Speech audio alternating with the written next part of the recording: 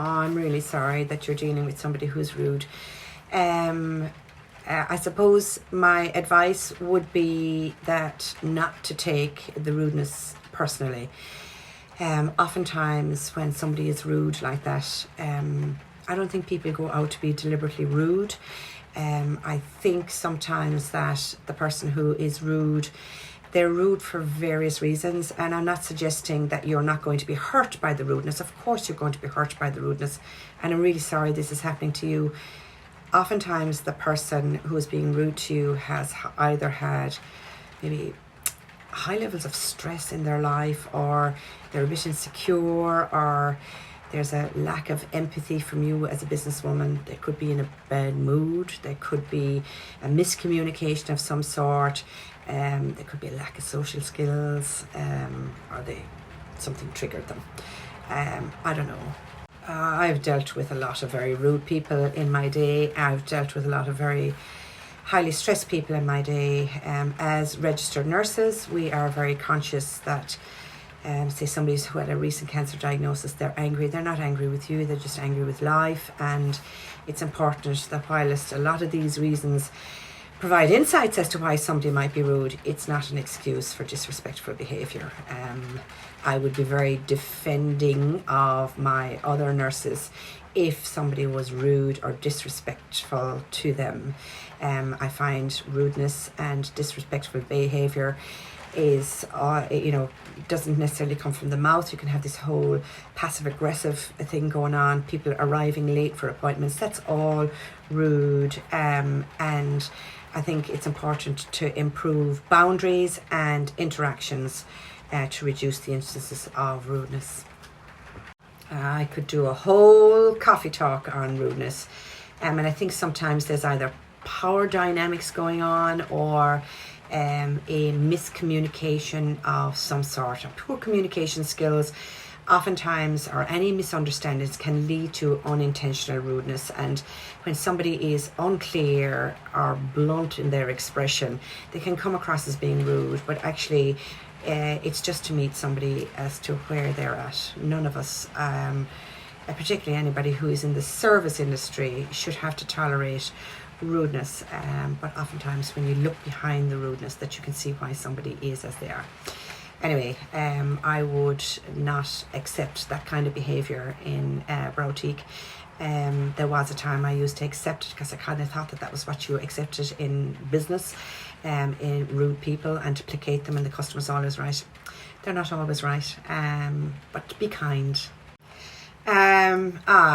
Yes, Coffee Talk I quite enjoyed every morning because as questions came in overnight, it usually identified to me that this is a question that isn't clear on my website or on my social media accounts, and that's why I love it when somebody asks a question and they usually say, I'm really sorry, now this is probably a silly question. No question is silly.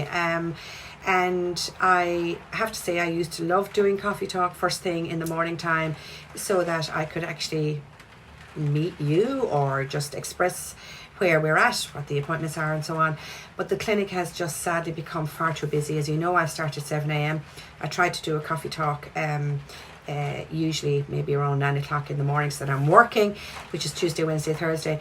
But it's a whole job all by its own, and I found that the clinic is just too jam-packed now. There's only 10 minutes in between each client, and I don't have the time to do it now. So happy to do it today though. So pigment retention, this is something that we deal with every single day. So if you find that the pigment is fading faster than normal for you, it's very dependent on your lifestyle, where you're at in your life, whether your skin has changed, what hormonal fluctuations are going on in life, it also depends on medications that you could be on, whether or not you're using SPF, whether you're outdoors a lot, and as you're getting older. So it doesn't necessarily mean that things have gone wrong. It just means that you just need to return to have your eyebrows boosted sooner than you might normally. And we could actually change the technique that we do on your delivery of your eyebrow tattoo. So we're at the mercy of the skin. So we can do a stellar job, a better than stellar job. We're all professionals. We use the highest quality of pigment. But if your skin isn't receiving it as well as usual, so yeah, come sooner than normal for another boost, and we will boost it or assess your skin, see what we can do for you in order to be able to get you where you need to be. It's not guaranteed work ever, and you will see in your consent form, it's written on your consent form from the outset, this work is not guaranteed. We are at the mercy of the skin. However, we do the best that we can, and if it so happens that you're looking for a makeup look whereby it's going to be no maintenance, that's not going to happen for you.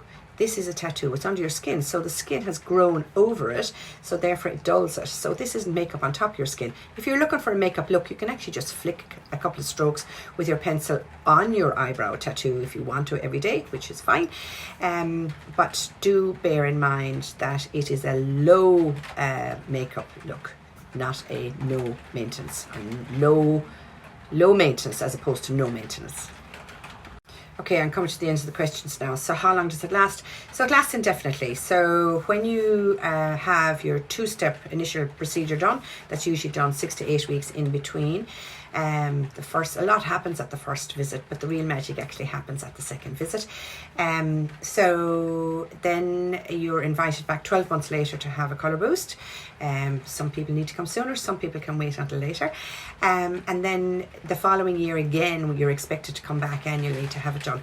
And then depending on how your skin receives the pigment, if you're happy, you can nearly ongoingly then after that wait 15 or 18 months to have another colour boost done. Some people even wait 2 years or more, and other people, depending on their lifestyle, depending on how their skin has received the pigment, still need to come back every year.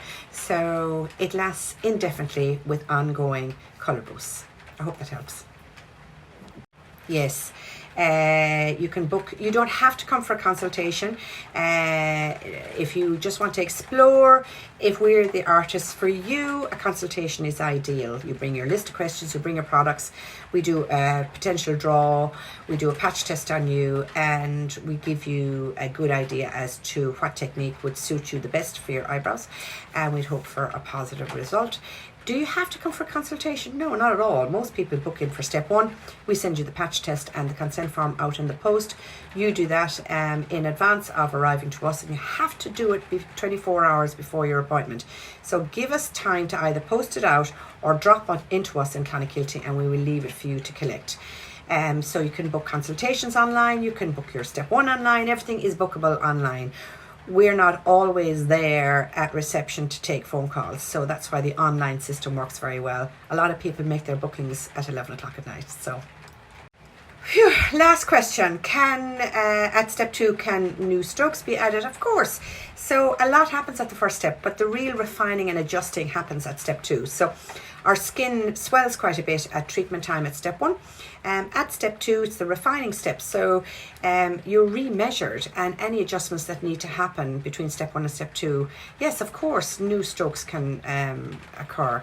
And it just so happens that if you want to, maybe go darker, or if you want to come a little bit more into the center here, or if you want to make your tail a bit longer, or if you want to put a couple of more strokes up here to sort of lift the arch slightly, yes. Anyway, the answer to that is absolutely yes. You're going to be looking at your eyebrows all the time, and provided they're within the facial morphology parameters, well then of course more strokes can be added. So okay everybody, so those Q&As, I did those throughout the day in between phone calls on Friday. So tomorrow, being today, is my day off, and I will talk to you with new cancellations or reschedule or any little gaps that have become available when I get back into clinic next Tuesday. I hope everybody has a lovely, safe weekend. There is a weather warning here in Clonakilty. As I'm recording this, there's an orange warning here in Clonakilty, and people have been washed out. The town is sodden. Visitors are in the town with their raincoats and their sensible shoes, and they're wet and they're icky, and it's awful. And I'm really sorry that West Cork is treating me like this. But anyway, make the best of it. I've got the fryer on, and I'll talk to you Tuesday. Have a great weekend. Bye.